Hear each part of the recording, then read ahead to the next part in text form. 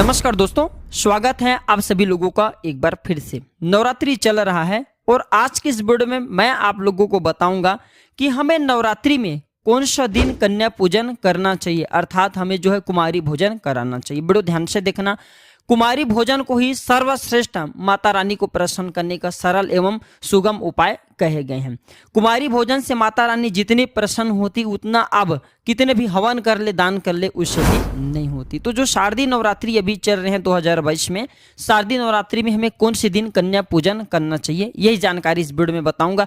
कन्या पूजन करने के नियम बताऊंगा, कन्या को कहाँ बिठाना चाहिए, कन्या को क्या देना चाहिए जिससे हमारे जीवन में प्रगति हो। सारे जानकारी कन्या संबंधी विस्तार से बताऊंगा। अगर आज के वीडियो मिस कर दिए तो फिर कन्या पूजन का पूर्ण रूप से आपको फल प्राप्त नहीं होगा। इस वीडियो में मैं आप लोगों को कन्या पूजन संबंधी संपूर्ण जानकारी विस्तार से बताऊंगा। वीडियो को ध्यान से देखना। देखिए दोस्तों, जो कन्या होती हैं इसे माँ दुर्गा के स्वरूप कहे जाते हैं। ऐसा माना जाता है कि माँ दुर्गा छोटी कन्या के रूप में कुमारी भोजन करने हमारे घर में आती हैं। छोटी कन्या को देवी के स्वरूप कहे जाते हैं, इसलिए छोटी कन्या को नवरात्रि में अशब्द भी नहीं बोलना चाहिए, बल्कि उनके पैर छूना चाहिए, क्योंकि माँ दुर्गा स्वयं साक्षात नहीं आती, बल्कि कन्या रूप में, छोटे बच्चों के रूप में, छोटे बच्चे के शरीर में अंश रूप में हमारे घर में आती हैं, हम सबके घर में आती हैं। क्योंकि जो छोटे बच्चे होते हैं इनके मन बहुत ही निर्मल होते हैं। तो आप में से अधिकतर लोग हमें जो है मेल करके पूछ रहे थे कि गुरुजी ये बताइए हम जो है 2022 में भी शारदीय नवरात्रि में कौन सी दिन कन्या पूजन करें। तो ध्यान से सुनना। शारदीय नवरात्रि में आप चाहते तो पंचमी के दिन कन्या पूजन करा सकते हैं, सप्तमी के दिन करा सकते हैं, अष्टमी के दिन करा सकते हैं और नवमी के दिन करा सकते हैं।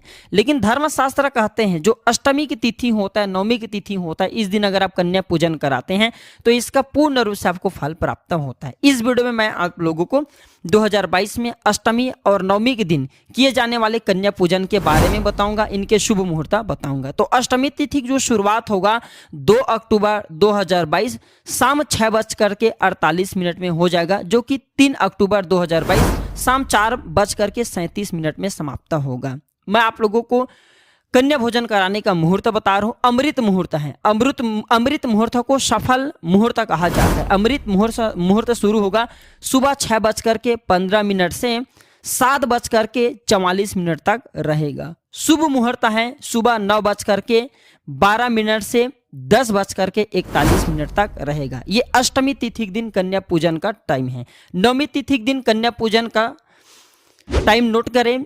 3 अक्टूबर को शाम 4:37 से शुरू होगा, जो कि 4 अक्टूबर दोपहर 2:30 तक रहेगा। अब इसे जो है अमृत मुहूर्त सुन लीजिए। तो दोपहर 12:10 तक दोपहर 1:38 में ये समाप्त होगा। शुभ मुहूर्त सुन लीजिए।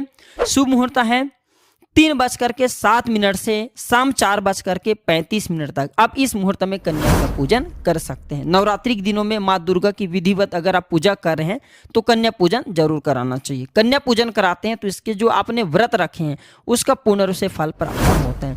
इस वीडियो में मैं आप लोगों को बताना चाहूँगा, अब कन्या पूजन कर रहे हैं तो कौन सी बात का विशेष ध्यान रखना चाहिए। तो सर्वप्रथम अगर आप कन्या पूजन करा रहे, अपने घर में कन्या को बुला रहे हैं, तो आप जो है सर्वप्रथम एक बात का विशेष ध्यान रखना, उनके साथ में एक आपको बटुक जी जरूर बुलाना है। बटुक अर्थात भैरव का अवतार माना जाता है, या फिर आप लंगुरवा बुला सकते हैं। तो उनके साथ में नव दुर्गा के साथ में एक लंगुरवा जरूर बुलाना चाहिए। अगर आप कन्या पूजन करना चाहते हैं, आप चाहते हैं कि आपको उनका पूर्ण रूप से फल प्राप्त हो, तो एक बात का विशेष ध्यान रखना, कभी भी कन्या को, जी हाँ, कभी भी कन्या को खाली पड़े जमीन में बैठने नहीं देना है। आपको बता दें, कन्या को चादर या सब कपड़े बिछा करके ही बिठाना है। जैसे पूजा करते वक्त आप कभी भी हम फर्श में नहीं बैठते, उसी प्रकार कन्या को फर्श में नहीं बैठाना चाहिए, क्योंकि कन्या साक्षात देवी का स्वरूप होते हैं। सबसे पहले आप जो है कन्या के पैर धोना, इसके लिए आप किसी बर्तन में उनके पैर को रख लेना और सादे साफ पानी से सर्वप्रथम आपको उनके पैर धोना है। फिर सफ़ेद या फिर किसी भी प्रकार के अच्छे साफ कपड़े से उनके पैर को पोंछना है। इसके बाद जो पानी है कन्या पूजन के दौरान आपने धो करके रखे हैं, इसे बाद में इनके छींटे पूरे घर में मारना है। तो इसका बेनिफिट बता रहा हूँ, इससे आपके घर में नकारात्मक शक्ति हैं, तंत्र विकार शक्ति हैं, वो समाप्त हो जाएंगे। इसके बाद आपको पैर धोने के बाद कन्या को कलावा जरूर बांधना चाहिए, माथे पे तिलक लगाना चाहिए, और जितने भी आप माता रानी को जैसे कि सामग्री चढ़ाते हैं, 16 प्रकार के सामग्री चढ़ाते हैं, 16 श्रृंगार करते हैं, वह सारे श्रृंगार आप छोटी कन्याओं को करना है।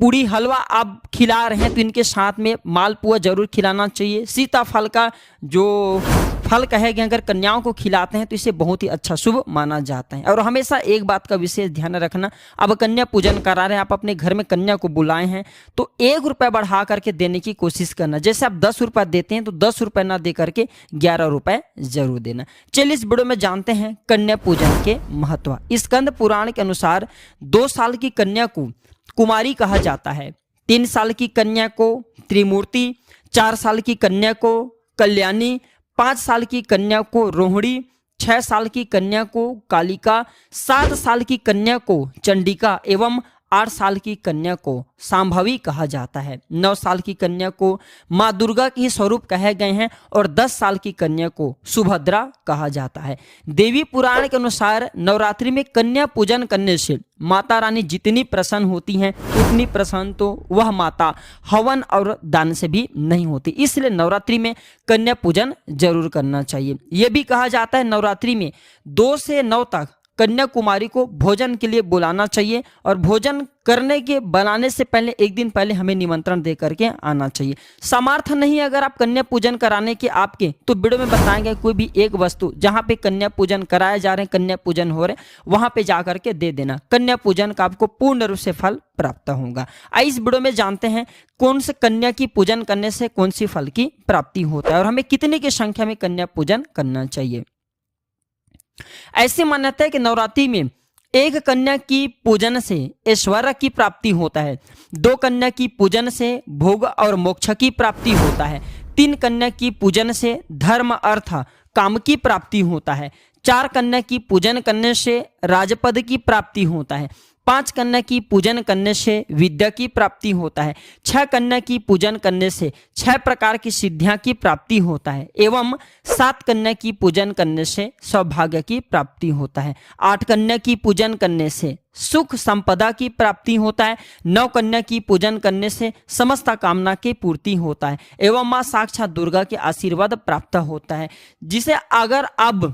जिसने अगर 9 दुर्गा माता को प्रसन्न कर लिया, 9 कन्या की पूजन कर लिया, ऐसे व्यक्ति देवतुल्य हो जाते हैं, ऐसे व्यक्ति कभी निर्धन नहीं होते। तो नवरात्रि के किसी भी दिन कुमारी भोजन करा रहे हैं तो छोटी कन्या को ये छोटा सा चीज आपको जरूर देना है जिससे आपकी फूटा किस्मत चमकेंगे। आप में से अधिकतर लोग बोलते हैं ना गुरुजी कन्या पूजन कराने के बाद हमें क्या देना चाहिए जिससे हमारा अध्यात्म उन्नति हो। वीडियो ध्यान से देखना, और अगर यह वीडियो आधे बीच में छोड़ करके चले गए तो इसमें आपको बाद में चल करके ही कन्या पूजन करा रहे हैं तो पूर्ण रूप से फल प्राप्त नहीं होगा। मैं हर दिन बोलता हूँ प्राचीन ज्ञान एक यूट्यूब चैनल ही नहीं, आप सभी दर्शकों का परिवार है। आप लोगों को अच्छे सलाह दिए जाते हैं, अच्छे जानकारी दिए जाते हैं ताकि आप सभी दर्शकों का भला हो, आप सभी दर्शकों का कल्याण हो।